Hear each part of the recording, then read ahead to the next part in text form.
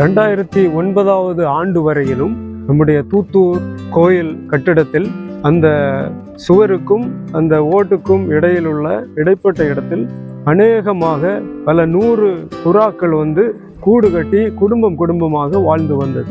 நாம் அந்த கட்டிடத்தை புனரமைத்த போது இவர்களுடைய வாழ்விடங்கள் எல்லாம் அழிந்து போனது.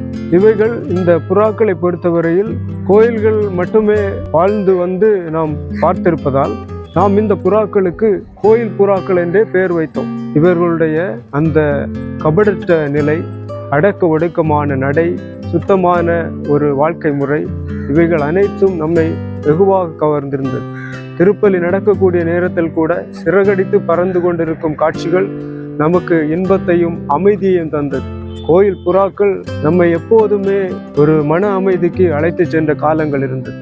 தற்போது அது கான்கிரீட் கோயில் கட்டிடம், மேற்கூரை கான்கிரீட் போடப்பட்டதால் புறாக்கள் வாழ்விடம் இல்லாமல் தவித்து கொண்டிருந்தார்கள். குழந்தைகளுக்கு இந்த புறாக்களை பற்றி அதிகமாக தெரிந்திருக்க வாய்ப்பில்லை. அந்த புறாக்கள் தற்போது தூத்தூர் கோயில் பக்கத்தில் இருக்கக்கூடிய நியாய விலை கடை, அந்த ரேஷன் கடை பக்கத்தில் தான் வந்திருக்கின்றது. இவைகளுக்கு வேறெங்கும் உணவு கிடைப்பதில்லை. அதனால் இவர்கள் இந்த ரேஷன் கடையில் எல்லா நாளும் வருகின்றார்கள். அந்த ரேஷன் கடையில் அரிசி, கோதுமை, பருப்பு இந்த வகைகளெல்லாம் கொடுப்பதில் வீழ்ந்து போகக்கூடியது, மற்றபடி சாக்குகள் கிழிந்து வீணாகக்கூடியது, இதெல்லாம் அந்த வளாகத்திலே கிடக்கும். இதில் தான் அவர்கள் இந்த கோயில் புறாக்கள் குடும்பமாக அரிசிகளை சாப்பிட்டு செல்வது வழக்கம். அதுபோலவே இன்றும் அவர்கள் அந்த உணவுகளை சாப்பிட்டு கொண்டிருக்கின்றார்கள். அந்த காட்சியை தான் நீங்கள் இப்போது பார்த்து கொண்டிருக்கின்றீர்கள்.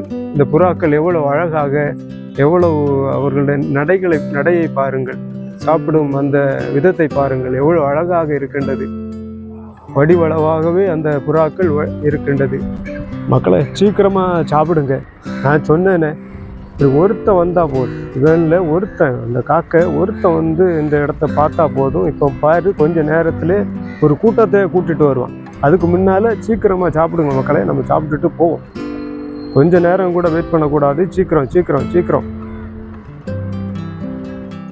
சில ஆண்டுகளுக்கு முன்பாக பார்த்தோம் என்றால் இந்த நியாய விலை கடைகளில் நல்ல ரேஷன் அரிசி கிடைக்காது.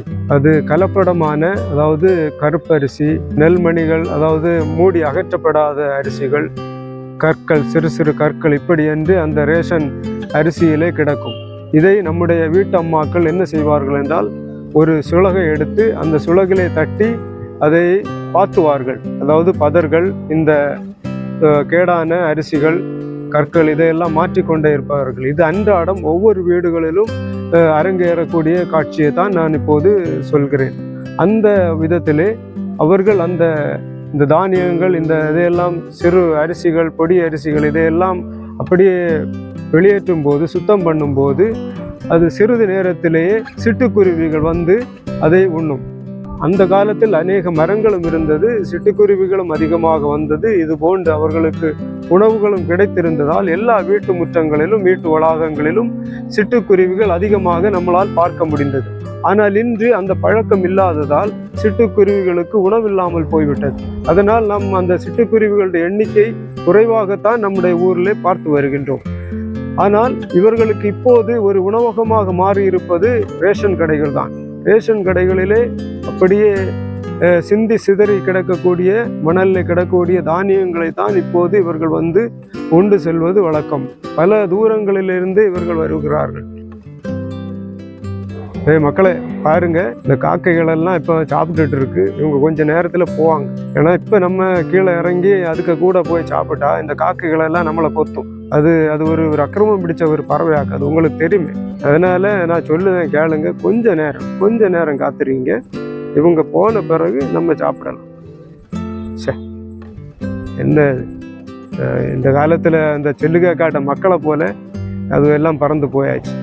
இந்த தாய் குருவி மட்டுமே அப்படியே அந்த இடத்தில் காத்திருக்கின்ற காட்சியை தான் நீங்கள் இப்போது பார்த்து கொண்டிருக்கின்றீர்கள். இதாரு காக்க கூட்டமா? இவனும் திருந்தவே மாட்டான். இந்த காலம் எவ்வளவோ மாறியாச்சு. இவனும் இந்த மண்ணில் கிடக்கக்கூடிய இந்த அரி, கோதம்பு, பருப்பு இதெல்லாம் திருந்த பழக்கம் ஆகி போச்சு. இவனோட திருத்தவே முடியாது. பண்டு காலத்தில் இருந்தே இவன் இப்படி நவீனமான எவ்வளவோ உணவுகள் வந்தாச்சு, நல்ல ருசியான ஃப்ரெஷ்ஷான உணவுகள் எல்லாம் வந்தாச்சு. இது மாதிரி இன்னும் பழைய காலத்தில் இருக்கேன், இது மாதிரியெல்லாம் திருத்த முடியாது. சரி, அவரை வேலையை பார்த்துட்டு இருக்கட்டு. நான் இப்போ என்ன செய்ய போகிறேன்னு பாருங்கள். அப்படியே ரேஷன் கடைக்கு உள்ளால அந்த வாசலில் ஒரு சின்ன ஓட்டை கிடக்கு. அதுக்கு உள்ளே போய் ஃப்ரெஷ்ஷான அரிசி, கோதுமை, பருப்பு இதெல்லாம் அடுக்கி வச்சுருக்கான். அங்கே போய் அப்படியே அந்த சாக்கை கிழித்து நல்ல ருசியான அரிசியை நான் சாப்பிட போகிறேன். இவனும் இங்கே அப்படியே அதை சாப்பிட்டுட்டு இருக்கட்டு. எனக்கு என்ன, விடுங்கடா, விடுறா வழி விடுறா. இது போன்ற காட்சிகளை நீங்கள் பார்க்க வேண்டும் என்றால் இந்த ரேஷன் கடை பக்கத்தில் வரலாம். அன்றாடம் இந்த புறாக்கள், காக்கைகள், குருவிகளை நம்மால் பார்க்க முடியும். நன்றி, வணக்கம்.